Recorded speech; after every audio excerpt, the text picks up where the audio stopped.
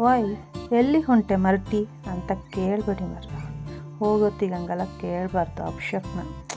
ಇವತ್ತು ಮಂಗಳವಾರ ಅಲ್ದಾ, ಕೋಣಂದೂರು ಸಂತೆಗೆ ಹೋಪ ಅಂತ ಹೋಗ್ತಾ ಇದ್ದೀನಿ. ಇವತ್ತು ಸಂತೆಗೆ ಹೋಗಿ ತರಕಾರಿ ರೇಟ್ ಕಮ್ಮಿ ಇದ್ದರೆ ತಗೊಂಡು, ಶನಿವಾರ ಷಷ್ಠಿ ಬೇರೆ, ಶನಿವಾರಕ್ಕೆ ತರಕಾರಿ ಬೇಕು, ಅದಕ್ಕೂ ಆಯಿತು ಮನೆಗೂ ಆಯಿತು ಅಂತ ಪ್ಲ್ಯಾನ್ ಮಾಡಿಕೊಂಡು ಸಂತೆಗೆ ರೈ ಅಂತ ಹೊರಟೇ ಬಿಟ್ವಿ. ಇವತ್ತು ಬೇರೆ ವೆದರು ಮಳೆ ಬರೋ ಥರ ಇದೆ. ಮಳೆ ಬರಲಿಲ್ಲ ಪುಣ್ಯಕ್ಕೆ. ಅಡಿಕೆ ಒಣಗಿಸ್ತೋರೆಲ್ಲ ಅದು ಎಷ್ಟು ಜನ ಬೈಕೊಂತಿದ್ರು, ಈ ಹಾಳಾದ ಮಳೆ ಬಂತಪ್ಪ ಅಂತ.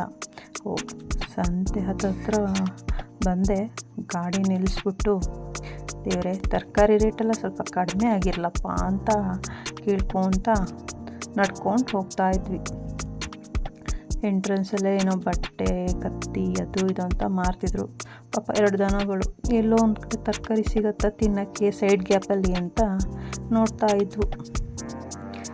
ನೋಡಿದ್ವಿ, ತರಕಾರಿ ರೇಟ್ ಏನು ಕಮ್ಮಿ ಇಲ್ಲ ಮರ್ರ, ಎಲ್ಲ ಅದೇ ರೇಟು. ಆದರೂ ನಾವು ಹೆಣ್ಮಕ್ಳು ಬಿಡ್ತೀವ, ನೆಕ್ಸ್ಟ್ ಎಲ್ಲರೂ ಮುಂದೆ ಕಮ್ಮಿ ಸಿಗತ್ತೆ, ನೆಕ್ಸ್ಟ್ ಕಮ್ಮಿ ಸಿಗ್ಬೋದು ಅಂತ ಮುಂದೆ ಕೇಳ್ಕೊಂಡು ಹಂಗೆ ಹೋಗ್ತಾ ಇದ್ದೆ. ಸ್ವಲ್ಪ ತರಕಾರಿ ಹೆಂಗೋ ತೊಗೊಂಡೆ. ನೆಕ್ಸ್ಟು ನಮ್ಮ ತಿಂಡಿ ಫೇವ್ರೇಟು. ಏನೇನು ತಿಂಡಿ ಬೇಕು ಅಂತ ನೋಡೋಕ್ಕೆ ಮುಂಚೆ ಎಲ್ಲ ಒಂದೊಂದು ಸ್ವಲ್ಪ ಟೇಸ್ಟ್ ನೋಡೋದು ನಮ್ಮ ಅಭ್ಯಾಸ. ತಿಂಡಿ ತೊಗೊಂಡಿದ್ದಾಯಿತು. ಮೀನು ತೊಗೊಳೋಣ ಅಂತ ಬಂದೆ. ಮೀನುಗಳು ಅಷ್ಟೇನೂ ಇವತ್ತಿರಲಿಲ್ಲ, ಆದರೂ ಬಂಗಡೆ ಮೀನು ಕಮ್ಮಿಗಿತ್ತು. 100 ರೂಪಾಯಿ kg ಅದೊಂದು ತೊಗೊಂಡೆ.